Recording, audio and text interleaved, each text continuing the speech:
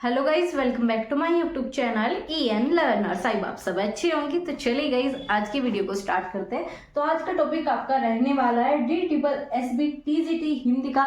आपको किस प्रकार से तैयारी करनी है, क्या आपका ऑफिशियल सिलेबस है, प्लस आपका कौन सा पोर्शन आप पर ज्यादा पेपर में आता है, कौन सा पोर्शन के क्वेश्चन आपके एग्जाम में कम आएंगे। हर एक पॉइंट को आपके सामने बहुत ही ईजी तरीके से रखेंगे ताकि आपको समझ में आए कि तैयारी कैसे करनी है, क्या पढ़ना है, कहाँ से पढ़ना है। हर एक चीज जो हम आपके सामने डिस्कस करने वाले हैं। तो चलिए स्टार्ट करते हैं। और कोई भी नया जुड़ा हो चैनल के साथ तो आप सब्सक्राइब कर सकते हो, लाइक कर देना और शेयर करना मत भूलना अपने दोस्तों के साथ। तो चलिए यहाँ पर स्टार्ट करते हैं। तो जैसे कि अगर हम बात करें आपका DSSB TGT या फिर आपका PGT, कोई भी एग्जाम है, इसमें आपके दो पोर्शन होते हैं। एक होता है आपका पार्ट ए और एक होता है आपका पार्ट बी। इसमें भी बच्चों का डाउट होता है कि दोनों पेपर जो है आपके अलग अलग होंगे या एक साथ। तो आपका दोनों ही पेपर एक साथ होते हैं, लेकिन पहले आपको पार्ट ए करना होगा, इसके पश्चात आपको पार्ट बी। तो पार्ट ए पर मैंने आपको ऑलरेडी वीडियो प्रोवाइड कर रखी है, जिसमें बताया कि आपकी टोटल जो है 100 क्वेश्चन पार्ट ए से आते हैं। तो उन 100 में से जो आप 70+ कैसे मार्क्स गेन कर सकते हो, तो इसके ऊपर जो है वीडियो पहले ही प्रोवाइड है, तो आप जाकर जरूर चेक कर लेना। प्लस मैंने आपको बताया था इसमें क्या होता है, आपके 5 अलग अलग सेक्शन होते हैं। कौन से सेक्शन होते हैं, किस पर ज्यादा फोकस करना है, हर एक पॉइंट जो है आपका पार्ट ए से रिलेटेड आपका ऑलरेडी आपको बता रखा है। तो जाकर जरूर चेक कर लेना, क्योंकि एग्जाम के लिए मोस्ट इंपोर्टेंट है। तो चलिए यहाँ पर बात करें आपकी पार्ट बी। तो पार्ट बी आपका TGT हिंदी 2024। इसमें जो है आपके पार्ट बी में आते हैं टोटल क्वेश्चन 100। कितने क्वेश्चन आते हैं आपके? टोटल 100 क्वेश्चन आते हैं। और इन 100 क्वेश्चन में भी आपको नेगेटिव मार्किंग देखने को मिलेगी, क्योंकि आपके हर पेपर में चाहे TGT हो, PGT हो, PRT, सभी में जो है आपकी नेगेटिव मार्किंग इंक्लूड की गई है। तो आप सभी को नेगेटिव मार्किंग देखने को मिलती है। 100 क्वेश्चन आएंगे और आपके 100 मार्क्स के होते हैं। एक क्वेश्चन जो है 1 नंबर का होगा। तो ये तो आपकी बेसिक सी इन्फॉर्मेशन थी। अब बात करें आपका यहाँ पर TGT हिंदी के लिए। तो TGT हिंदी के लिए इन्होंने आपका सिलेबस तो बहुत अच्छे से डिफाइन किया है, लेकिन जो आपकी चीजें पूछी जाती है आपकी लैंग्वेज वाले पोर्शन में, चाहे आप हिंदी की बात कर लो या इंग्लिश की, तो इसमें बहुत सारी चीजें आपको एक्स्ट्रा में दी जाती है, जो कि आपको सिलेबस में भी नहीं होता, लेकिन फिर भी पढ़ना पड़ता है। तो ऐसे ही आपका इन्होंने सिलेबस टोटल आपका 4 पार्ट में डिवाइड किया है। एक है आपका गद्य में, दूसरा आपका काव्य में, तीसरा आपका हिंदी भाषा विकास या फिर आप कह सकते हो व्याकरण, और प्लस जो आपका 4th रहने वाला है वो है आपका यहाँ पर शिक्षण शास्त्र। क्या आपका जो 4th सिलेबस में इंक्लूड किया है वो है आपका शिक्षण शास्त्र। इससे भी आपके क्वेश्चन पूछे जाते हैं। तो चलिए सबसे पहले आपके फर्स्ट पोर्शन पर बात करेंगे कि एग्जाम में कौन से टॉपिक आते हैं, क्या पढ़ना है। प्लस इसके बाद आपको बताएंगे कि किस पोर्शन से कितने क्वेश्चन बनेंगे, कहाँ पर फोकस करना है और किस प्रकार से आपको अपना एग्जाम देना है। तो सबसे पहले अगर हम बात करें गद्य साहित्य, आप सभी को पता है हिंदी साहित्य में 2 चीजें होती है, एक आपका गद्य में, एक आपका पद्य में। आपका कोई भी राइटर किस प्रकार लिखता है, या तो आपकी गद्य लैंग्वेज में लिखेगा या फिर आपका किस में लिखता है, पद्य में। आप कह सकते हो प्रोज प्लस आपका पोएट्री, 2 तरीके से आपका यहाँ पर लिखा जाता है। तो वही आपका यहाँ पर सबसे पहले गद्य साहित्य जो आपका पैराग्राफ वे में लिखा जाता है, जिसमें कि आपके निबंध आ जाते हैं, आपकी एकांकी आ जाती है, तो वो सब आपका गद्य में इंक्लूड हो जाएगा। तो सबसे पहले आपको हिंदी साहित्य का उद्भव जानना है। हिंदी साहित्य का उद्भव किस प्रकार से हुआ, इससे क्वेश्चन बनते हैं। प्लस आपका हिंदी साहित्य का विकास, यहाँ से क्वेश्चन बनते हैं। एवं आपका गद्य साहित्य की विधा, ये आपके यहाँ से बेसिक से क्वेश्चन बनते हैं, 4 से 5 क्वेश्चन। आगे बात करें, इसमें आपका विधायक के बाद जो है आपका यहाँ पर उपन्यास, कहानी, नाटक, एकांकी, यात्रा वृत्तांत, प्लस आपका संस्मरण, प्लस आपका रेखाचित्र, आत्मकथा, जीवनी पर आधारित क्वेश्चन आपको यहाँ पर देखने को मिलेंगे। और आपका जो सिलेबस है, अगर आपने सिलेबस भी अच्छे से समझ लिया तो 3 से 4 क्वेश्चन आपके यहाँ पर भी क्लियर हो जाएंगे बिना कुछ पढ़े। कैसे? जैसे कि आपसे सीधा पूछा जाएगा आपका गद्य साहित्य में कौन सी चीज इंक्लूड नहीं होती।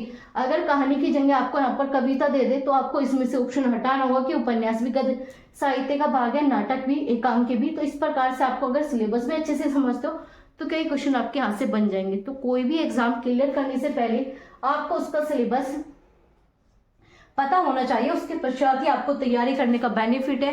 वरना आपको जो कोई कुछ भी पढ़ाएगा आप उसे ही पढ़ते चले जाओगे। अगर आपको खुद से सिलेबस पता है तो एक तो आप कम टाइम में अच्छे से पढ़ लोगे, प्लस आपको पता है कि पढ़ना क्या है और कहाँ से पढ़ना है। अगर आपको पता ही नहीं कि सिलेबस में आपका गद्य साहित्य आएगा और कोई आपको लेखक ही पढ़ाए जा रहा है या कुछ भी पढ़ाए जा रहे हैं, तो आप उसे ही पढ़ते रहोगे, तो उसका बेनिफिट नहीं है और एग्जाम क्लियर भी नहीं होता। बच्चे यही काम करते, क्या करते, पेड कोर्स ले लेंगे और टीचर के ऊपर बैठ जाएंगे। ठीक है, टीचर के ऊपर पूरा होकर बैठ जाएंगे कि जो टीचर पढ़ाएगा, जो क्लास होंगे सिर्फ मैं वो ले लूंगा, चाहे वो आपके सिलेबस से रिलेट भी ना करती हो, क्योंकि उनका काम है कोर्स बेचना बहुत सारी चीजें। लेकिन आपको क्या करना है, अपने सिलेबस के अकॉर्डिंग तैयारी करनी है, चाहे पेड से करो फ्री में करो, और आपका जितना ज्यादा होगा सेल्फ स्टडी से करोगे तो आपका सिलेक्शन हो जाएगा। वरना पेड या फिर आप इधर उधर फिरने से कुछ फायदा नहीं है, क्योंकि आपका ये एक ऐसा एग्जाम है बिना पढ़े आपका क्लियर नहीं होगा। अगर आप सोच रहे हो सीटेट की तरह है तो आराम से हो जाएगा, तो बिल्कुल नहीं होने वाला। इस चीज को रखना, सीटेट क्या है, लिमिटेड चीज है, कोई भी कहीं से भी पढ़ाएगा, आप आराम से सीटेट कर लोगे। लेकिन ये चीजें ऐसे नहीं होती, इसमें आपको अपना ग्रेजुएशन का प्लस आपका बीएड का बहुत सारी चीजें हैं जिसका आपको यूज करके ही सिलेक्शन पाना होता है। तो हम बात कर रहे थे आपका यहाँ पर उपन्यास, कहानी, नाटक, इन सब चीजों से क्वेश्चन पूछे जाएंगे। आपको सीधा क्वेश्चन इस प्रकार से दे देंगे कि ये जो है आपका उपन्यास, ये आपका किस लेखक का है, इस लेखक ने कौन से उपन्यास लिखे। आपको एक कोई भी रचना देंगे, पूछेंगे ये काम की है, उपन्यास है, या फिर आपको यहाँ पर यात्रा वृत्तांत है, या फिर नाटक है, कहानी है। तो इस प्रकार से आपको किसी भी प्रकार से क्वेश्चन की वैरायटी बना सकते हैं। लेकिन अगर आपको चीजें आती है तो किसी भी प्रकार से पूछे आप उसे आराम से कर दोगे। तो पहला तो है आपका गद्य साहित्य कंप्लीट। इसके पश्चात आपका पूछा जाता है काव्य भाग। काव्य भाग से क्वेश्चन बनते हैं, इसमें आ जाएगा आपका हिंदी काव्य का विकास। अभी तक क्या पढ़ा, हिंदी साहित्य का विकास है, कह सकते हो गद्य का, आप पढ़ेंगे आपका हिंदी काव्य का विकास। इसके बाद है आपका आदिकालीन क्वेश्चन बनते हैं, प्लस आपका भक्ति काव्य। भक्ति काव्य में भी आपकी 3 धाराएं होती है। एक है आपका निर्गुण, निर्गुण से कौन बिलोंग करते हैं, कबीर। ऐसे आपका सदगुण, तुलसीदास हो गए। ऐसे आपका सूफी। इस प्रकार से 3 आपके अलग अलग काल जो यहाँ पर विभाजित किए गए हैं। आपका भक्ति काल की 3 शाखाएं होगी, ठीक है, निर्गुण, सदगुण, सूफी, इनसे क्वेश्चन बनते हैं। आगे बात करें रीतिकार, रीतिकार से आपके काफी क्वेश्चन बनते हैं। रीतिकार आपका इंपोर्टेंट है, इंपोर्टेंट आपका पूरा सिलेबस है, क्योंकि लिमिटेड है, ऐसा भी इतना बड़ा सिलेबस नहीं दिया, लेकिन जो आपका सिलेबस है वो तो आपका इंपोर्टेंट है ही, प्लस साथ में कुछ और चीजें आपको एक्स्ट्रा में करनी ही होगी, वो भी बताएंगे कि आपको एक्स्ट्रा में करना है। तो क्या है, रीतिकार। इसके बाद आपका आधुनिकरण, इसके बाद आपका भारतेंदु काल, इसके बाद आपका द्विवेदी युग, इसके बाद आपका छायावाद, इसके बाद आपका प्रगतिवाद, इसके बाद बात करें आपका प्रयोगवाद, प्लस आपका नई कविता है, समकालीन कविता है। ये सब जो आपका काव्य से रिलेटेड आपका पूरा पोर्शन हो गया, ठीक है। अब बात करें हिंदी भाषा का विकास एवं व्यवहारिक व्याकरण, तो ये चीजें आगे आपकी पूरी ग्रामर की, ग्रामर भी काफी पूछा जाता है आपका हिंदी में, आपका यहाँ पर कह सकते हो व्याकरण काफी पूछा जाता है। पहले टॉपिक जानते हैं, फिर बताएंगे कितने नंबर का जो है यहाँ से आपको पेपर देखने को मिलेगा। तो यहाँ पर आपका सबसे पहले हिंदी भाषा विकास क्या है, हिंदी भाषा का विकास से भाषा से रिलेटेड काफी क्वेश्चन आएंगे, किस आर्टिकल में, किस अनुच्छेद में, ऐसे आपको यहाँ पर भाषा से जितने भी क्वेश्चन बन सकते हैं सारे तैयार करके जाना होगा, क्योंकि यहाँ से आपके 8, 9, 10 क्वेश्चन जो है आपको एक ही शिफ्ट में देखने को मिलेंगे। आपके जो 20 क्वेश्चन आते हैं 20-20 क्वेश्चन में डिवाइड होता है, तो उसमें ही आपको 8-9 क्वेश्चन भाषा से देखने को मिल जाएंगे। तो ये हो गया। इसके बाद आपकी वो भाषाएं आ जाएगी, इसके बाद आपकी बोलियां, ठीक है। इसमें आपकी नागरी, आपका देवनागरी लिपि आ गई, इसके बाद आपका लिपि एवं विकास आ गया। इसके बाद आपका यहाँ पर आ जाता है व्याकरण का आपका वर्ग विचार, इसमें आपका उच्चारण किस प्रकार से वर्तनी शुद्ध करनी है, शुद्ध प्लस आपका संधि, ठीक है। आपकी बात करें हम यहाँ पर वर्ग विचार से रिलेटेड मैं आपकी क्लासेस लेती हूँ हिंदी की। अगर आप हिंदी की वो क्लासेस कर लेते हैं तो ग्रामर से तो आपके क्वेश्चन गलत नहीं होंगे, क्योंकि हम चीज़ें डिटेल में कर रहे हैं। थोड़ी लंबी क्लासेस हो जाती है, लेकिन अगर आप एक बार उन क्लासेस को देख लेते हो हिंदी की क्लासेस, तो आपका कोई भी क्वेश्चन गलत नहीं होगा। प्लस जो आपका पार्ट ए में आता है आपका 20 मार्क्स की हिंदी व्याकरण की, वो भी आपके यहाँ से कंप्लीट होगी। तो आप कह सकते हो 120 प्लस जो आपके यहाँ पर हिंदी का पोर्शन रहने वाला है, उसमें आपके यहाँ पर 60 प्लस क्वेश्चन जो आपको हमारी क्लासेस से देखने को मिल जाएंगे। हिंदी की यहाँ पर क्लासेस कराई जाती है। तो हम बात कर रहे थे आपका यहाँ पर उच्चारण हो गया, वर्तनी होगी, प्लस आपका संधि। आगे बात करें आपका शब्द विचार से क्वेश्चन बनते हैं। इसमें आपकी शब्द रचना आ जाएगी, जैसे कि आपका पर्यायवाची, आपका विलोम, आपका अनेकार्थी, आपका श्रुति सम विन्यार्थक शब्द। आगे बात करें आपका विकारी है, विकारी ये मैंने आपको ऑलरेडी डिस्कस करा चुके हैं। विकारी से क्वेश्चन बनते हैं, पूरा कंप्लीट करा दिया। अविकारी शब्द कौन से होते हैं, अब वे किसके अंदर जाते हैं, निपात शब्द कौन से होते हैं, दोनों में डिफरेंस क्या होता है, हर एक चीजें जो आपके सामने रखी गई है, तो आप जाकर क्लासेस जरूर चेक कर लेना। तो अविकारी आपके विकारी कंप्लीट हो चुके हैं। इसके बाद आपके बात करें वाक्य रचना तथा अर्थ के आधार पर कितने प्रकार होते हैं, प्लस आपका पद परिचय भी काफी पूछा जाता है, अलंकार हो गया। इसके बाद आपका शब्द शक्तियां हो गया, मुहावरे एवं लोकवक्तियां हो गया, मुहावरे भी काफी आते हैं। आगे बात करें आपका अपठित गद्यांश पद्यांश आ गया, ठीक है। और इसके ऊपर बात करेंगे आपका अपठित गद्यांश और पद्यांश के बारे में बाद में। लेकिन इसके बाद है आपका संविधान में हिंदी की स्थिति क्या है, संपर्क भाषा हिंदी, प्रयोजन, आपका मूलक हिंदी, कार्यालय हिंदी, मानक हिंदी, इस प्रकार की हिंदी से भी क्वेश्चन बनेंगे। संविधान से रिलेटेड हिंदी में क्या स्थान है, किस आर्टिकल से, कहाँ से क्या, ये सारी चीजें आपकी यहाँ पर बनती ही है। यहाँ से आपके कई क्वेश्चन बनेंगे। अब बात करें आपको जो यहाँ पर फोर्थ पोर्शन रहने वाला है वो है आपका शिक्षण शास्त्र। शिक्षण शास्त्र कैसे, आपने सीटेट दिया है, कोई भी स्टूडेंट ऐसा तो है नहीं जो बिना सीटेट के इस पेपर को देगा, क्योंकि इसकी एलिजिबिलिटी कहती है कि सीटेट पेपर 2 आपका क्लियर होना आवश्यक है। तो जब आपका सीटेट क्लियर है तो उसमें आपने क्या पढ़ी है, आपने पेडागोजी पढ़ी है हर सब्जेक्ट की, हिंदी की भी पढ़ी है, इंग्लिश की भी पढ़ी है, एसएसटी की भी पढ़ी है, सोशल साइंस या फिर आप कहीं साइंस के बैकग्राउंड के हो तो उनकी भी पढ़ी है। तो क्या है आपका यहाँ पर शिक्षण शास्त्र आपका लगभग कंप्लीट है। क्या शिक्षण शास्त्र आपने ऑलरेडी पढ़ रखा है, लेकिन बस इसमें क्या करना है, आपको एक्स्ट्रा चीजें इंक्लूड करनी है। एक्स्ट्रा क्यों, क्योंकि वो आपका सिर्फ एक तरीके का पास करने वाला एग्जाम था, लेकिन ये क्या है, ये आपको नौकरी दिलाएगा। तो दोनों में बहुत डिफरेंस है। एक क्या करता है, सिर्फ आपको एलिजिबल कर देता है गवर्नमेंट टीचर बनने के लिए, लेकिन यहाँ पर क्या करेगा, ये सीधा गवर्नमेंट टीचर बना देगा। तो इसमें आपको एक्स्ट्रा एफर्ट डालने होंगे। तो ये क्या है, शिक्षण शास्त्र वो ही पूछा जाता है, लेकिन थोड़ा हाई लेवल का पूछा जाता है। ठीक है, टोटल क्वेश्चन कितने आते हैं आपके, 10 क्वेश्चन आते हैं। ठीक है, और ये आपका फिक्स है, 10 क्वेश्चन आपको देखने को ही मिलेंगे। तो ये तो बात था आपका ऑफिशियल सिलेबस। अब बात करेंगे किस पोर्शन पर ज्यादा ध्यान देना है, क्या सारी चीजें पढ़नी है। तो चलिए बताते हैं आपको। जैसे कि मैंने आपको पहले बताया था, जो आपका पार्ट ए होता है वो आपका 5 पार्ट में डिवाइड होता है। तो सेम ऐसा ही आपका पार्ट बी भी डिवाइड किया जाता है। क्या, पार्ट बी भी डिवाइड किया जाता है। आपका पार्ट ए भी डिवाइड किया जाता है 5 पोर्शन में, ऐसे आपका पार्ट बी भी डिवाइड मिलेगा। किस प्रकार से, आपका गद्य के अलग क्वेश्चन देंगे, काव्य के अलग, व्याकरण के क्वेश्चन आपको अलग देखने को मिलेंगे, शिक्षण आपके अलग, और आपके गद्यांश और आपके पद्यांश के क्वेश्चन अलग। चलिए देखते हैं उन्हें। सबसे पहले हम बात करें आपके यहाँ पर पार्ट बी, जो आपका फर्स्ट पार्ट में होता है। इसमें ऐसे होते हैं कि 20 क्वेश्चन एक साथ दे दिए, 20 क्वेश्चन एक साथ, 20 ऐसे, इस प्रकार से आपका पेपर जो है डिवाइड होता है। आप जाकर एक बार प्रीवियस ईयर पेपर जरूर चेक कर लेना, क्योंकि जितने भी आपके प्रीवियस ईयर पेपर हुए, सिलेबस हुए, उन सबका एनालाइज करके ही आपको बताई जा रही है। सारी चीजें तो ऑफिशियल है और बिल्कुल आपके एग्जाम के लिए बहुत ही ज्यादा हेल्पफुल है। तो आप इसमें डाउट नहीं कर सकते कि इस प्रकार से क्वेश्चन नहीं आते। ये सारी चीजें आपके प्रीवियस ईयर पेपर जितने हुए उन सबको मद्देनजर रखते हुए ये सारी चीजें आपको बताई जा रही है। तो आपके यहाँ पर बात करें, सबसे पहले आपको 20 क्वेश्चन देखने को मिलते हैं साहित्य एवं काव्य के। तो कितने क्वेश्चन आपके गद्य और काव्य, कोई भी चीजें पूछ लेगा तो 20 क्वेश्चन तो आपको सीधा यहाँ के मिल गए साहित्य और गद्य के। ठीक है, इसके बाद बात करें 20 क्वेश्चन सेम आपका वही पैटर्न रिपीट होता है। इसमें आपके कुछ क्वेश्चन ग्रामर के भी आ जाते हैं, 1, 2, 4 क्वेश्चन बीच में ग्रामर पे ही दे देंगे। लेकिन जो आपका मेन पार्ट रहता है, जो आपका इसमें फर्स्ट, उसमें आपका साहित्य काव्य आ जाएगा। जो आपका सेकंड होता है उसमें भी आपका साहित्य काव्य ही आएगा, मतलब आपका कह सकते हो गद्य प्लस आपका काव्य आ जाएगा। ठीक है, इसमें आपका पूरी हिंदी कह सकते हो, आपका हिंदी लिटरेचर आ जाएगा, हिंदी साहित्य आ जाएगा। ये आपका हो गया 40 मार्क्स का। कितने का, 40 मार्क्स का। इसके बाद बात करें आपका यहाँ पर 20 मार्क्स का आएगा आपका हिंदी विकास एवं व्याकरण, जो पोर्शन हमने आपका यहाँ पर थर्ड में कंप्लीट किया था, हिंदी भाषा का विकास एवं व्यवहारिक व्याकरण। इससे आपके यहाँ पर 20 क्वेश्चन देखने को मिलेंगे। ठीक है, और आपका सेम वही पैटर्न दोबारा से रिपीट होगा और 20 क्वेश्चन आपको दोबारा से व्याकरण के देखने को मिलेंगे। तो 40 क्वेश्चन आपके यहाँ पर आ गए।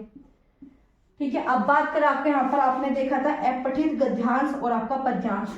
तो ये जो आपका फिक्स होता है ये आपका 10 मार्क्स का आता है। ये आपका 10 मार्क्स का आता है। 5 का आएगा आपका गद्य, 5 नंबर का गद्य, और आपका 5 ही नंबर का आपका पद्यांश आता है। आपको एक कविता दे दी जाएगी और उससे रिलेटेड आपको क्वेश्चन पूछ लेंगे, और उसमें भी ग्रामर इंक्लूड कर देते हैं कि आपको इसका विलोम बताना है, आपको इसका पर्यायवाची बताना है। इस टाइप के क्वेश्चन आपके बन जाते हैं। ऐसे आपका यहाँ पर गद्यांश में होता है। गद्यांश में एक आपको पैराग्राफ देंगे, उसमें से क्वेश्चन पूछेंगे, भाई इसका आंसर क्या है, ये क्या है, वो क्या है, इस प्रकार से आपको दिया जाता है। तो 5-5 नंबर के आपके गद्य और पद आते हैं। इसके बाद बात करें 10 नंबर का, अभी जो बताया आपका शिक्षण शास्त्र, आपका पेडागोजी क्या आता है, 10 नंबर का पेडागोजी।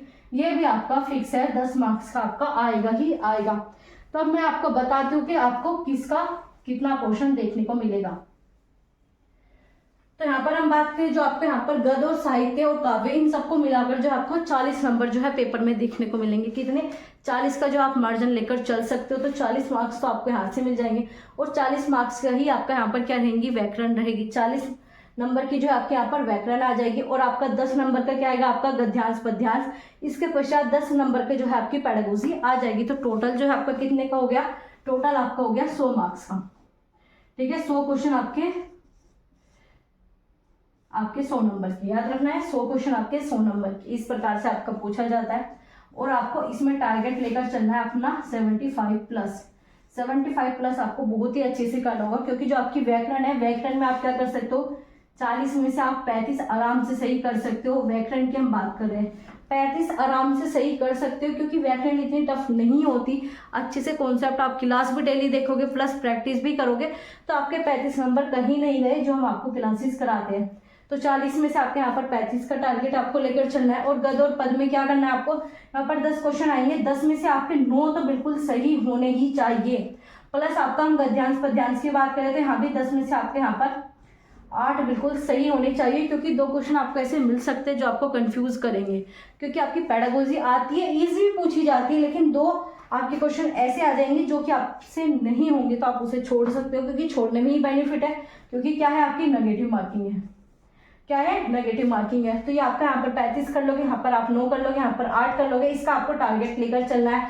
अब बात करें जिसमें आप सबसे कम क्वेश्चन कर पाओगे, क्यों, क्योंकि आपका हिंदी साहित्य आप कितना भी पढ़ लो कवर नहीं कर पाओगे अच्छे से। इतनी सारे आपके लेखक है, उनकी रचनाएं हैं, उन्हें किस प्रकार से कवर करोगे। तो उन्हें करते करते आप इन 40 में से जो है अपना, अगर यहाँ पर 30 से 35 का भी टारगेट रखते हो तो ही आपका अच्छा। अगर आप इसमें से 40 में से आप यहाँ पर 30 कर पाते हो तो आपका काफी अच्छा है। 30 आपके यहाँ पर हो जाएंगे, 30 आपके यहाँ पर हो गए, आपके 65 हो गए, 65 और आपके यहाँ पर 17 हो गए। तो आप देख सकते हो आपके 75 प्लस क्वेश्चन आपके यहाँ पर जा रहे हैं। 80 के आसपास आपके यहाँ पर नंबर आ जाएंगे। अगर आप 80 का प्लस टारगेट लेकर चल रहे हो तो आपका सिलेक्शन पक्का है, क्योंकि फर्स्ट पेपर में भी आपको 20 नंबर की हिंदी मिलेगी तो वो कंप्लीट हो जाएगी। तो 100 नंबर तो आपको ऐसे के ऐसे हो गए। प्लस आपका क्या है, 80 नंबर का पोर्शन बचा, जिसमें आपकी रीजनिंग, ग्रामर आपकी, प्लस इंग्लिश आ गई, प्लस मैथ आ गया। तो वो सब भी आप अच्छे से कर लोगे। तो उसमें से अगर आप 50 भी क्वेश्चन कर लेते हो तो आपके यहाँ पर 160 नंबर बैठ रहे हैं। और अगर आपके 200 में से 160 आ जाते हैं तो आपको नौकरी आपके हाथ में, आपका सिलेक्शन पक्का है।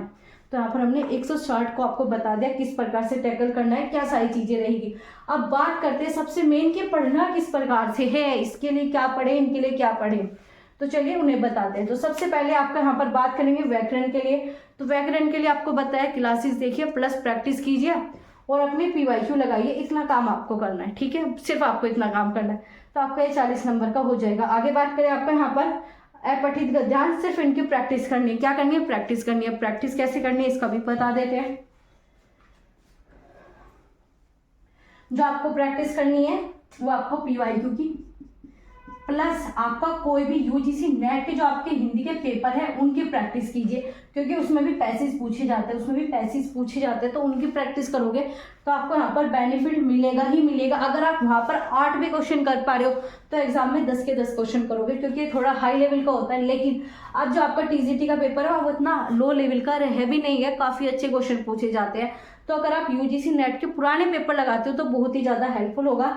नए लगाओगे तो आपको थोड़ा टफ पड़ जाएगा। UGC नेट के जो नए पेपर होंगे वो आपके लिए टफ हो जाएंगे। तो नए ना लगाकर आप थोड़े पुराने लगा लीजिए। 2010 से लेकर 2020 के सारे पेपर लगा दीजिए। उनसे आपको क्या करना है, यहाँ पर अपठित गद्यांश और पद्यांश की प्रैक्टिस करनी है, ठीक है। तो आपको हमने यहाँ पर 50 नंबर का बता दिया कैसे पढ़ना है। 50 नंबर कंप्लीट। अब बात करें आपका यहाँ पर शिक्षण शास्त्र 10 नंबर का। तो इसके लिए क्या करना है, प्रीवियस ईयर पेपर को कंप्लीट कीजिए। प्लस उसमें देखिए अगर आपके 5 क्वेश्चन नहीं बन रहे तो उन 5 के टॉपिक को सर्च कीजिए, यूट्यूब पर सर्च कीजिए। आपको बुक से पढ़ना है, कैसे भी करके उन 5 टॉपिक को क्लियर कीजिए। इसी प्रकार से फिर आपको अगला प्रीवियस ईयर पेपर उठाना है। तो इसी प्रकार से जब आप करते रहोगे तो आपको यहाँ पर शिक्षण शास्त्र कंप्लीट हो जाएगा। तो क्या हो गया, 60 हो गया आपके यहाँ पर कंप्लीट। आपके 60 नंबर के हमने बता दिया किस प्रकार से पढ़ना है। अब आपका मेन बचता है 40 नंबर कैसे करने हैं। तो इसके लिए आप क्या कर सकते हो, लूसेंट की हिंदी की पढ़िए बेसिक से। प्लस जो आपने ग्रेजुएशन में अपने चैप्टर कंप्लीट किया है, ग्रेजुएशन की बुक है, क्योंकि कोई सा भी ऐसा टॉपिक नहीं है जो कि आपने ग्रेजुएशन में नहीं पढ़ा होगा। आपका TGT में ग्रेजुएशन का आता ही आता है। तो क्या है, सब ग्रेजुएशन के ये सारी चीजें, रीतिकाल आदिकाल सब आपने अपने ग्रेजुएशन में पढ़ चुके हो। तो आपका काव्य भाग और आपका गद्य साहित्य, अगर आप अपनी ग्रेजुएशन की चीजों को पढ़ते हो तो उससे जो है आपको बहुत ही ज्यादा हेल्प मिलेगी। तो सबसे बेस्ट है अपने ग्रेजुएशन का मैटर पढ़िए। प्लस आप इनके लिए कोई भी बुक ले लीजिए, लूसेंट में भी काफ़ी अच्छी ये चीज़ें दी गई है, लूसेंट की ले सकते हो या कोई भी आप DSSB की कोई TGT हिंदी की बुक आती होगी उसे ले लीजिए, वहाँ से इस चीज़ को कंप्लीट कीजिए। और इसके साथ में प्रीवियस ईयर पेपर आपको लगाने ही है। क्या प्रीवियस ईयर पेपर लगाने हैं और इसमें आपको UGC नेट के भी लगाने हैं। क्या UGC नेट के तो लगाने ही है, क्योंकि जब आप UGC नेट में चीज़ें डिटेल से करोगे तो ये सारी चीज़ें आपकी हो जाएगी और 40 में से आप आराम से 30-35 नंबर लेकर आ सकते हो। तो आपको बता दें किस प्रकार से कैसे तैयारी करनी है। अब भी अगर आपको कोई डाउट है, कोई कन्फ्यूज़न है तो आप हमें कमेंट बॉक्स में बता सकते हो। किसी भी प्रकार की अगर आपकी क्वेरीज रह गई है तो उन्हें हम सोल्व करेंगे। क्लास अच्छी लगी हो तो प्लीज़ लाइक कर देना, शेयर कर देना अपने दोस्तों के साथ, और ऐसे इंफॉर्मेटिव वीडियोस के लिए, क्लासेस के लिए आप हमारे चैनल को सब्सक्राइब कर सकते हो। और हिंदी की प्लेलिस्ट जरूर चेक कर लेना, क्योंकि आपके 50 नंबर का कह सकते हो, आपका 70 नंबर का, ठीक है, क्योंकि फर्स्ट पोर्शन में भी देखने को मिलता है। तो आपका यहाँ पर 60 से 70 नंबर जो है कराए जा रहे हैं, तो आप जाकर उसे देख सकते हो। बहुत ही ज़्यादा हेल्पफुल आपकी क्लासेस है। तो चलिए मिलते हैं आपसे अगली क्लास में ऐसे इंफॉर्मेटिव अपडेट के साथ, वीडियोस के साथ, ताकि आपकी ऐसी हेल्प कर सके हम। अच्छी लगी हो लाइक कर देना, शेयर कर देना अपने दोस्तों के साथ।